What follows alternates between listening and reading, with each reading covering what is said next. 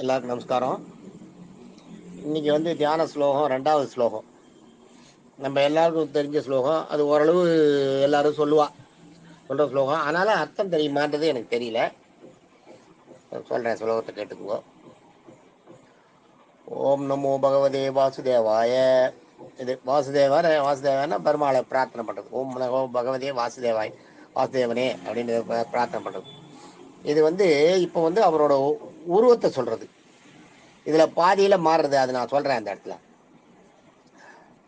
சாந்தாகாரம் புஜங்க சயனம் பத்மநாபம் சுரேஷம் விஸ்வாதாரம் கனகசத்ருசம் மேகவர்ணம் சுபாங்கம் லக்ஷ்மிகாந்தம் கமலநயனம் யோகி தியான கம்யம் இல்லையா.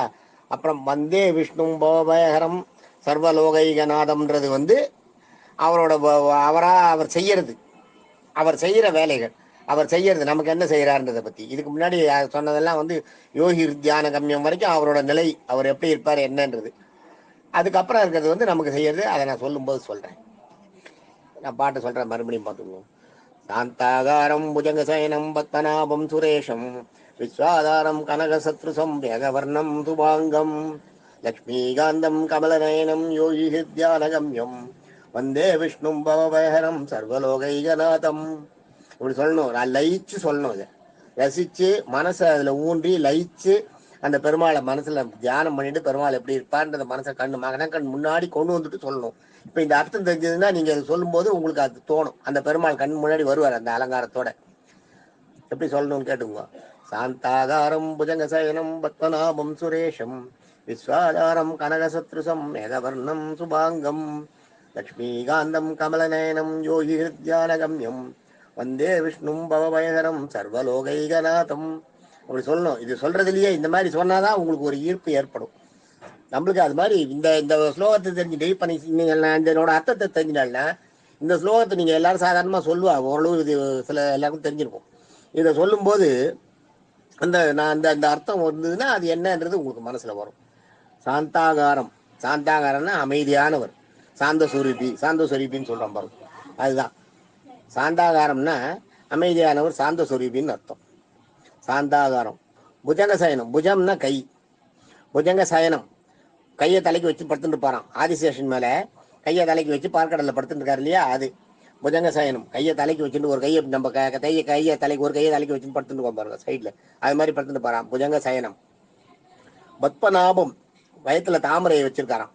பத்மம்னா தாமரை, நாபம்னா நாபி, நம்ம தொப்புள்ள தாமரையை வச்சுட்டு இருக்காராம். சுரேஷம், சுரேஷம்ன்றது சுர ஈஷம் அப்படி எடுத்துக்கணும். சுரன்னா தேவர்கள், ஈசன்னா தலைவர், ஈசன்னா தலைவன். சுரேஷம்னா தேவர்களின் தலைவன் அப்படி சொல்லணும். அது விஸ்வாதாரம்.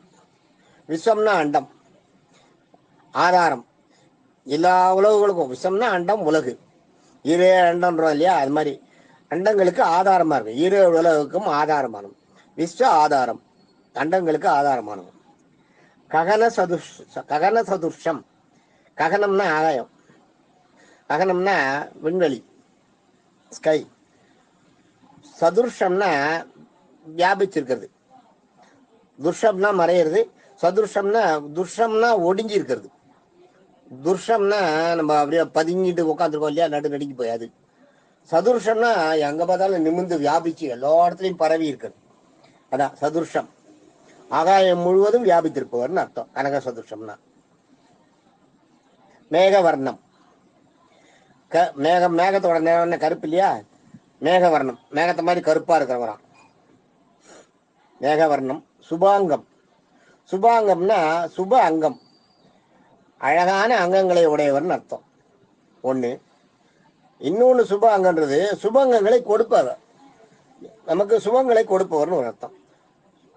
அழகான சுபமான மங்களகரமான அங்கங்களை உடையவர்னு அர்த்தம் சுபாங்கம். இன்னொன்னு சுபாங்கம்ன்றதுக்கு சுபங்களை நம்மளுக்கு கொடுப்பவர்னு அர்த்தம். லக்ஷ்மிகாந்தம். லக்ஷ்மி காந்தம், காந்தம்னா புருஷன் அர்த்தம். காந்தம்னா புருஷன், காந்தம்னா புருஷன்.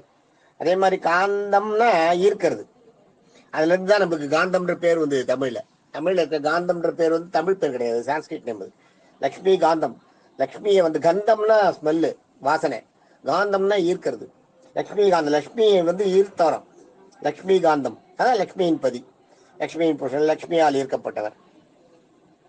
லக்ஷ்மியால் ஈர்க்கப்பட்டவர், லக்ஷ்மியை ஈர்த்தவர்னு சொல்லலாம். லக்ஷ்மியால் ஈர்க்கப்பட்டவர்ல லக்ஷ்மியை ஈர்த்தவர், லக்ஷ்மி காந்தம். கமல நயனம். கமலம்னா தாமரை, நயனம்னா கண்கள். கமல நயம்னா தாமரை போன்ற கண்கள். முடிஞ்சிருத்தா இது வரைக்கும்? அடுத்தது வந்து அவர் எங்க எப்படி இருப்பார், நமக்கு என்ன செய்யறாருன்றது. யோகி தியான கரியம், யோகி தியான கைமியம். யோகி தியான கம்யம் அப்படின்னா யோகி ஹிருத் தியானம் அம்யம் அப்படி எடுத்துக்கணும். யோகி ஹிருத் தியானம், தியானம் அம்யம், யோகி ஹிருத் தியான கம்யம் அப்படி எடுத்துக்கணும். யோகின்றது யோகிகள், தியானம்ன்றது அவங்க தியானம் பண்ணும்போது. ஹிருத்ன்றது வந்து இருதயம், ஹிருத்ன்றது வந்து இருதயம். யோகி தியானம், யோகி யோகின்றது யோகிகள், ஹிருத்ன்றது வந்து தானே, ஹிருத்ன்றது வந்து அவளோட இருதயம், யோகிகளின் இருதயம். தியானம்ன்றது அவங்க தியானம், யோகிகள் ஹிருதயத்தில் தியானம் பண்ணும்போது. கம்யம்ன்றது வந்து காட்சி கொடுக்குறது. யோகி ஹிருத் தியானம் கம்யம், யோகி ஹிருத் தியான கம்யம்னு எடுத்துக்கணும். யோகினா யோகிகள், ஹிருத்னா அவர்களுடைய இருதயம், தியானம்னா அவர்களுடைய யோகிகள் ஹிருதயத்தில் தியானம் பண்ணும்போது. கம்யம்னா காட்சி கொடுக்குறது. யோகி ஹிருத் தியான கம்யம், யோகிகளின் இருதயத்தில் காட்சி கொடுப்பவர். இதுக்கு முன்னாடி இருந்ததெல்லாம் அவரோட உருவங்களை சொன்னது. இப்போ வந்து அவர் என்ன செய்யறாருன்றது இந்த இடத்துல யோகி ஹிருத் தியான கம்யத்திலிருந்து மாறுறது பாருங்க. யோகி ஹிருத் தியான கம்யம்னு அவர் நம்மளுக்கு என்ன செய்யறாருன்றது. யோகிகளின் இருதயத்தில் தியான நிலையில் அறியப்படுபவர், காட்சி கொடுப்பவர்னு வச்சுக்கலாம். வந்தே விஷ்ணு பவபயகரம். விஷ்ணு வந்தாராம், வந்தே விஷ்ணு, விஷ்ணு பகவான் வந்துட்டாராம். எதுக்கு வந்திருக்காருன்னா பவபயஹரம். பவன்றது வந்து செய்யறது, பவன்றது அதான் ஆயுஷ்மான் பவன்ற பாருங்க, உங்களுக்கு ஆசீர்வாதம் பண்றது. அந்த பவ அந்த காரியத்தை செஞ்சு கொடுக்கறதுக்காக வந்திருக்காராம். பவ பயஹரம், எந்த காரியம்? பயம். பயம்னு இருக்கு உங்களுக்கு இல்லையா, பயம் இருக்கு இல்லையா, பிறவி பயம். பிறவி பயத்தை தான் இங்க பயம் சொல்ற. பவ பய, பய பய உங்களுக்கு இருக்கிற பயம். ஹரம்னா அழிக்கிறது, அறுத்து விடுறது. ஹரம்னா அறுத்து அதை நீக்கிறது. பவ பயஹரம்னா பிறவி பயத்தை அறுத்து போக்கி உங்களுக்கு மோட்சத்தை கொடுக்கறதுக்காக வந்திருக்க வராரு. பவன்னா வராருன்னு அர்த்தம். நம்ம ஆட்கொள்ள கிருஷ்ணன் வருவார். பிறவி பயத்தை போக்கி நம்ம ஆட்கொள்ள கிருஷ்ணன் வருவார். அப்படி இதெல்லாம் அவரோட அவரோட செயல்பாடுகள். முதல்ல சொன்னது அவரோட உருவங்கள். யோகி தியான கம்யத்திலிருந்து அவரோட செயல்பாடுகளை சொல்ற.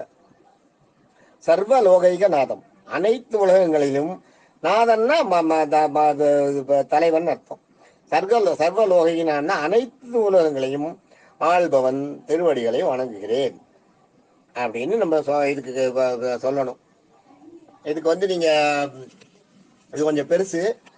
இது ஆக்சுவலா இது வந்து அடுத்ததையும் சேர்த்து தான் சொல்லணும். ஆனா அது ரொம்ப ரொம்ப பெருசாயிடும், அதனால நான் சொல்லல. ஏன்னா இதை வந்து சரியான ஒரு விளக்கம் கொடுத்தாதான் நல்லா இருக்கும்ன்றதுனால தான் நான் இதை கொஞ்சம் நிறுத்தி சொல்றேன்.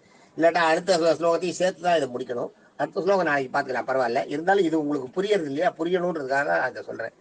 கன்க்ளூஷன் பார்த்தீங்கன்னா, சாந்தஸ்வரூபி, ஆதிசேஷன் மீது தலைக்கு கை வைத்து படுத்திருப்பவர், தாமரையை தொப்புளில் வைத்திருப்பவர், தேவர்களின் தலைவன், 7 உலகங்களுக்கும் ஆதாரமானவன், ஆகாயம் முழுவதும் வியாபித்திருப்பவன், கரிய நிறமுடையவன், சுபங்களை கொடுப்பவன், லக்ஷ்மியின் பதியானவன், தாமரை கண்ணன், யோகிகளின் இருதயத்தில் குடியிருப்பவன், பிறவி பயத்தை அறுத்து போக்குபவன், அனைத்து உலகுகளையும் ஆள்பவன், திருவடிகளை தொழுவோம்.